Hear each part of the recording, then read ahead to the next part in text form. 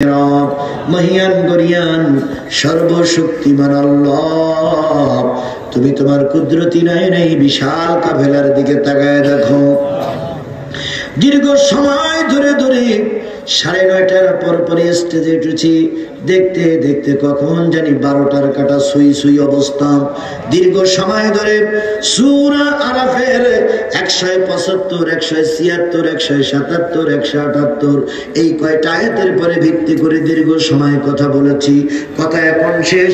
তোমার কুদরতি পায়ে ধরে দোয়া করছি, আল্লাহ দয়া করে এই যুবকদেরকে কবুল করে নাও, এই মসজিদকে কবুল করে নাও, এই যুবকদের সকল ভালো কাজগুলো তুমি কবুল করে নাও। যুবকরা আগামী বছর আরো বড় আকারের মাহফিল দিতে পারে তৌফিক দিয়ে দাও।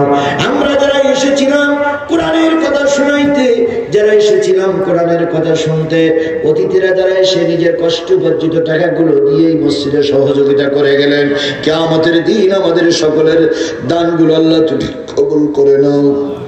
রাত 12টার সময় দোয়া করতেছি, কত লোকের মা নাই, কত লোকের আব্বা নাই, দাদা দাদি নানা নানি আত্মীয় স্বজন মাতৃকুলে পিতৃকুলে শ্বশুরকুলের মানুষগুলো মন মাটি বুকের পরে করে নিয়ে আম বাগানে কাঁঠাল বাগানে বাঁশ বাগানে নদীর চরে যারা ঘুমায় গেছে, বাবু আমি গুনাহগার মুসাফির মানুষ, দোয়া করলাম আল্লাহ তুমি তাদের কবরগুলো জান্নাত দিয়ে ভরপুর করে দাও। কত লোকের মা হাসপাতালে, কত লোকের বাবা অসুস্থ, কত লোকের আপনজন অসুস্থ হয়ে পড়ে আছে, আল্লাহ তুমি তাদেরকে শাফায়ে আজিলা কামেলা দান করে দাও। আল্লাহ তাআলা কত লোক দোয়া চায়, সকল দোয়া চায় না, আলাদের দোয়াগুলো কবুল করে নাও। আমার ভাই তার ছোট বাচ্চাটার হিফজখানায় দিয়েছে, আল্লাহ কোরআনের হাফেজ হয়ে বাপ মার কাছে ফিরে আসার তৌফিক দিয়ে দাও। আমার প্রিয় ভাই আজিজুল, আমার নবী নাম আল্লাহ গরিব মানুষ বাচ্চাটারে কোরআনের হাফেজ বানায় হাফেজের বাবা হবে, মনে বড় স্বপ্ন। ও বাবু তুমি তাকে হাফেজের বাপ বানায়া দাও, আমাদের সন্তানগুলো কোরআনের জ্ঞানে জ্ঞানী বানানোর তৌফিক দিয়ে দাও।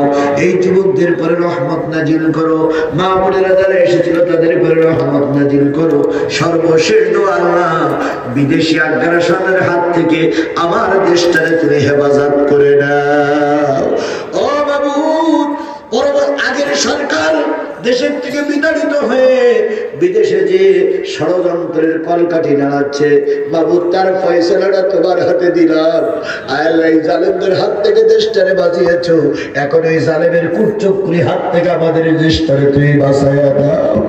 আল্লাহ বালাম ইবনে বাবুর কুটবুদ্ধি দেওয়ার কারণে জাতি তার গলায় দড়ি দিয়ে ঝুলিয়ে মেরেছে। ও রব্বুল আলামিন তোমার কাছে দোয়া চাই, এই বালাম ইবনে বাবুরের উত্তরসূরি ভারতে পালায়ে দেশটার অশান্তির দিকে নিয়ে যাচ্ছে, এর ফয়সালাটা আল্লাহ তুমি করে দাও। তোমার কাছে দোয়া চাই আল্লাহ এর ফয়সালাটা তুমি করে দাও। আমি কারোর জন্য কখনো বদদোয়া করি না, কিন্তু এই পেতনির জন্য দেশটার সর্বনাশের দিকে চলে যাচ্ছে, আল্লাহ তুমি তার নিজে হাতে ধরো।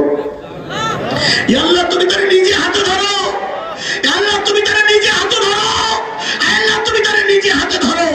এই জালেমদের হাত থেকে আমাদের দেশটা তুমি বাঁচাও, রক্ষা করো বাবু।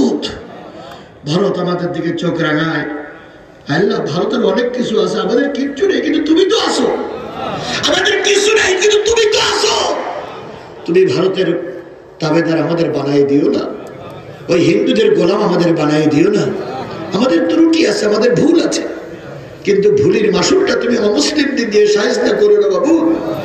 আমাদেরকে তুমি মাফ করে দাও, মাফ করে দিয়ে জালেমদের হাত থেকে আমাদের দেশটার হেফাজত করো, এই ফেরাউনদের হাত থেকে আমাদের দেশটার হেফাজত করো, এই বালাম ইবনে বাবুরের উত্তরসূরি শেখ হাসিনার হাত থেকে আমাদের দেশটার হেফাজত করো, আওয়ামী লীগ যুবলীগ আওয়ামী লীগের হাত থেকে তুমি আমাদের দেশটার হেফাজত করে দাও।